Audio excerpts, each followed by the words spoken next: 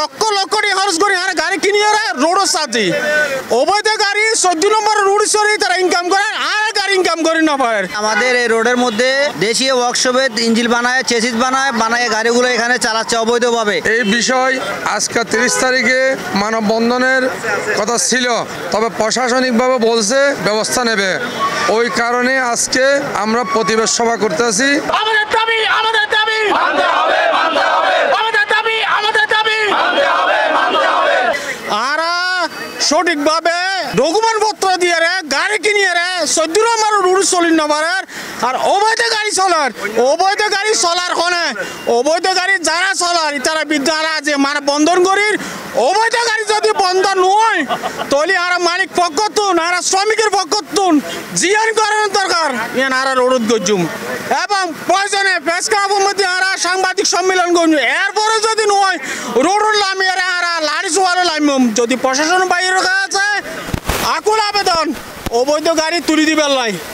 অবৈধ গাড়ি চলার কেন বেশ কিছুদিন আগে বিআরটিসি মধ্যে অবৈধ গাড়ি কিছু ধরে লেগে 2 দিন রাখে 3 দিন অবৈধ গাড়ি ছাড় দিয়ে বিআরটিসি ঘুষ খাই রে কেন গাড়ি চাইছি ইয়ান প্রতিবাদ চাই।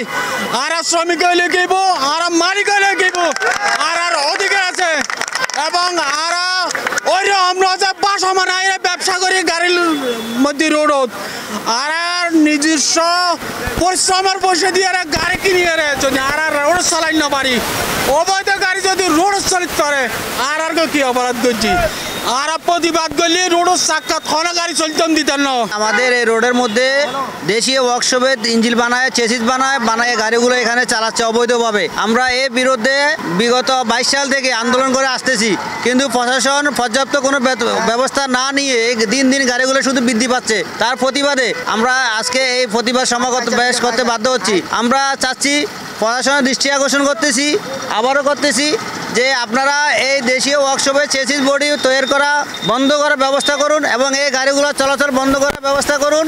আর যদি আপনারা না করেন আগামীতে আমরা মানববন্ধন সহ সাংবাদিক সম্মেলন সহ কঠোর কর্মসূচিতে বাধ্য হব। আমরা বিনোদ অনুরোধ করতেছি আপনারা আমাদের দাবিগুলো দ্রুতগতিতে মেনে নেন। বিভিন্ন দপ্তরে আমরা দরখাস্ত এবং আমরা প্রতিবাদ আমরা সব কিছু জানানো হয়েছে। ওর পরবর্তীতে কিছুদিন কার্যক্রম সরে এরপর বন্ধ হয়।